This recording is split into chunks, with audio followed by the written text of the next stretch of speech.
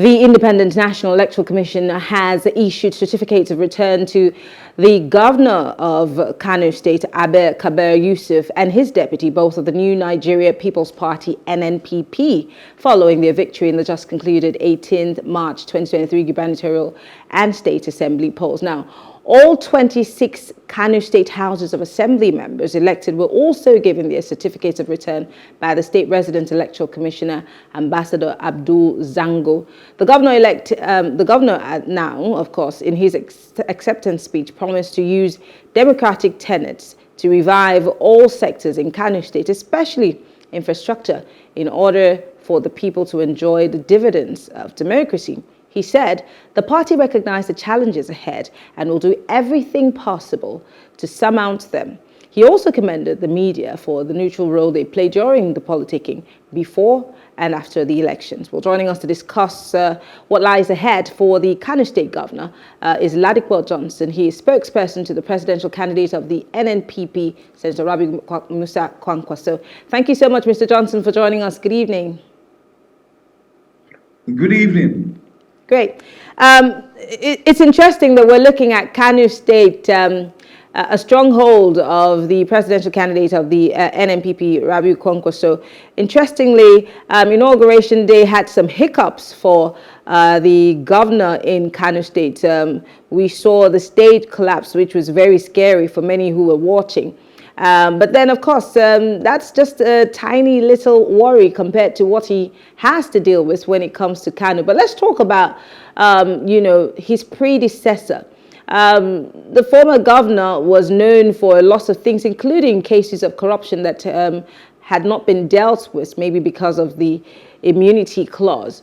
But what can we say is the first thing that the governor of Kano State will have to deal with as he assumes office? Thank you. Well, I think he has a lot of things that he has to do. You can't do everything at the same time, but he's made the initial appointments. He did that immediately. He was, I think he's gone to I think it's the NDLEA or about the drug problem that they have in Kano and in the north as a whole. And he spoke during the inauguration dinner that already they had started on the first day to restore some of the street lights, etc., etc. So, and then I think yesterday he made appointments into, he had done into the Pilgrims Welfare Board. He made appointments into the Urban Renewal Board and different things. So things are moving very quickly. He will have to do that. Unfortunately for us, we know where we left Kano some 8 years ago before Governor Ganduje took over. And we know where we are at the moment. I think the debt profile at the moment is about 240 something billion naira. A lot of government properties were sold, apparently to friends and cronies, things like that. So the governor has to do those things and as well face a growing sort of insecurity in the state from people who unemployment is high and different things. So there's a lot to do, and I assure you that he has already hit the ground running. He will do that, and he will face it. He's a very experienced person, and he has an experienced team around him. I'm sure that in the next few days, we will begin to hear his appointments as for commissionerships into the various ministries, etc. Okay. So they're going to hit the ground running. Let's break down the conversation. Yes, you've talked about his experience, but then, of course, in a state where the major political parties have always held the reins. So he, whether we like it or not, is the first timer in this regard. It's the first time for the NNPP. Of course, I'm guessing that there will be a lot of roadblocks because people are not used to a different party, whether it's the APC or the PDP, holding the reins in Kano State. But let's start by looking at education, which was a stronghold, or rather a forte of the presidential candidate of the NNPP. This is one of the things he boasted of when he ran the state. He talked about also making sure that the state had money in its coffers. How well do you see the governor dealing with the issue of education, especially knowing that the education statistics is low when it comes to the north, especially for the girl child, and not just having education, but safe spaces to study. It's one thing to try to encourage people to go to school. It's another to make sure that going and coming back from school is safe. What's the governor going to do in that regard? Yes, but firstly, let me just say, yes, it's the first time for the NNPP. It's not the first time for Abba Kabir Yusuf. If you recall, Rabi Kwankwaso was in the PDP and was one of those that led the exodus from the PDP into the APC. And at that time, it was the first time for the APC. Now, Abba Kabir Yusuf was Commissioner for Works at that time. And the flyovers, the bridges, etc., that you see in Kano, or that were built around that time, were his handwork, the master plan and everything. So he's well experienced, very experienced about it. Now, as you say, education is a forte of the Kwankwasia movement. They believe in empowering the people, and one of the major ways to do that is through education. Now, especially, as you mentioned, girl child education. When Kwankwaso was there, his second term, he did a lot with the girl child. Free school uniforms, dedicated buses to get the girls from home to school and back, of course, free feeding, things like that. And I see that, I definitely feel that the new governor, Abba Yusuf, will probably follow in the footsteps of what Kwankwaso did regarding education and maybe even take it further. I do know that with the debt burden, it will be slightly difficult, but it's about priorities. I believe that overall you will see that infrastructure will increase, maintenance of the existing secondary schools, primary schools, and what have you will be done. And you'll see that they will go into the human capital aspect of it, employing more teachers and ensuring that there's continuing education for the teachers and those who are going to train the students.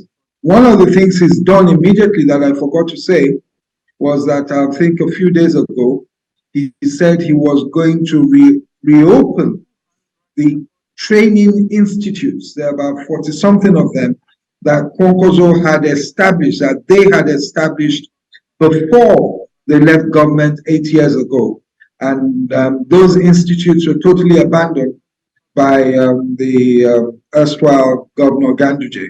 So I think that with that, you see that the primary school, secondary school, and the tertiary education will be going on. Then you have also have emphasis on training schools, entrepreneurship schools, institutes, training institutes. And because one of the things the governor realizes and has said is that they realize that they have lots of people in the population that need retraining so that they can be employable. And that is why you see that they're going to work on ensuring that these institutes are there to retrain people who are elderly people or who have worked before, to give them and equip them with new skills so that they can be re, be employable or re-employable. And with that as well comes a lot of work towards investments coming into Kano State. They have a lot of work to do. Investments. Thank you for leading me to my next question, because I was going to talk about foreign direct investment and, of course, bringing. I do not know if there's a because the states that have investment bureaus or some their departments, sometimes they're agencies of government who try to bring or attract investments, investment promotion bureaus. Yes. What do you think the governor is going to do in terms of attracting investments to Kano State? Again, knowing that Kano is, whether we like it or not, one of those states to be watched, especially when it comes to electoral or politicking. And the fact that states now have to, one way or the other, try to see how they can raise their revenue one way or the other. How is he going to also look in that direction, or what would he be doing? Well, one of the first things I think he will do is to move swiftly to improve, to broaden and improve the revenue base of Kano. I believe that Kano, we all know that Kano used to be the gateway to the north, to northern Nigeria. It was the commercial capital of the north. Now, unfortunately, if you look at the IGR, or what was declared anyway, it's about 2 billion a month. And for Kano, that is just not good enough. For the projects they want to run, for the way they want to empower their people with healthcare, Medicare, and also education, they're going to need funds. So he has to do that. The fact that you have a market there and a market of millions of people is something that will attract investors. Improving the security of the state will also attract investors into Kano. And then, as I said, it is a gateway state into the rest of northern Nigeria, especially when you recall the textile industry and all the industries that they had there. So they have a lot of work to do in trying to improve infrastructure so that these businesses can begin to come back into the state. I know that he has started already to talk to people, to talk to investment blocks, to begin to try to entice people to come into the state to do a lot of work. He did a lot of work after he was elected, even before the swearing in. And I'm sure that people will begin to see effects or results of the background work that they've done, the team in Kano. So I am positive. I am positive. I pray that Nigeria as a whole begins to turn around. But I am positive that even as the country turns around, you will see that the positive indices regarding unemployment, regarding growth, regarding security or insecurity, and then gradually education and whatever. I think that gradually we'll see these things going up. The indices will improve in a positive direction. Let's talk about something that's very important to us, because, when we were growing up, we were told that we will be the future. Most people are still waiting to be, but then let's talk about our youngsters here. You mentioned briefly at the beginning the drug problem, which Kano is really associated with, and most of the people who are the culprits are young people, are youngsters. And you cannot talk about it, because I heard the NDLEA talking about the fact that the drug-related issues are now tying to insecurity. And so you can't separate that. It's intertwined with unemployment and underemployment, because you know what they say about an idle mind being the devil's workshop. And most of these young idle people have taken to drugs. Aside from just pallying with the NDLEA, how does the Kano government hope to make sure that these young people are not walking around idle? Because, I mean, it's not just the issue of unemployment or underemployment. It's not just a Kano issue. But if we have this high number of people who are addicted to drugs, then, of course, the state does have a problem. So it's a three-pronged issue. You're going to have to deal with the idleness of unemployment and underemployment. You're going to have to deal with the insecurity that comes with it. And, of course, dealing with these people who are, druggies, for the want of a better way to describe it. Where does it even begin to start from? If you were opportune to advise the governor on how to go about this, what would it be? Well, the first thing is a sort of almost zero tolerance, as we say. And don't just go for those who are the users or are the victims, but you also look at the supply chain and try to make sure that you empower the NDLEA. I know it's a federal body, but you encourage them, you empower them, give them incentives to crack down on those who are distributors and sellers of these hard drugs. Now, the other thing we mentioned earlier is the various training institutes. And then you have to spend a lot of money on rehabilitation. Either for psychiatric institutions or drug rehabilitation institutions that government has to invest in. And there must be a lot of orientation. He has to make sure that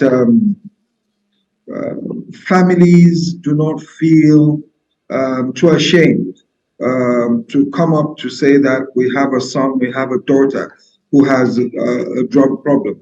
It must be seen as a societal problem, one that the community must face together. Because as you said in your question, Marianne, it is tied directly to the turning around of the economy, of society, and many other things as well. You have someone who's brilliant, who's meant to contribute positively to the economy and to society and to the community, and that person is a drug addict. That person becomes hopeless. So these are very important issues that must be faced. And you need money to face these things. You need the will. I know they have the will to face these things. And you need the cooperation of society as a whole. That's why I said there are a lot of reorientation has to go into it. And I'm sure that they will, it's a thing that, you have to do a lot of things at the same time.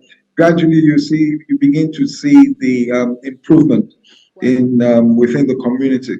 Well, all of these things that you have, of course, speculatively spoken on, we're hoping that these will be able to begin to tick some of the boxes for Kano State. But I want to say thank you. Ladipo Johnson is a spokesperson to the presidential candidate of the New Nigeria People's Party, NNPP, Senator Rabiu Musa Kwankwaso. Thank you so much for speaking with us.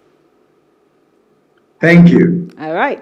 And that's the show tonight. Thank you so much for being part of the conversation. Don't forget, you can also catch up on our previous episodes of the program Plus Politics. Just go to Plus TV Africa on YouTube, subscribe, like, and follow all of our programs. I'm Mary Anna Kun. Have a good evening.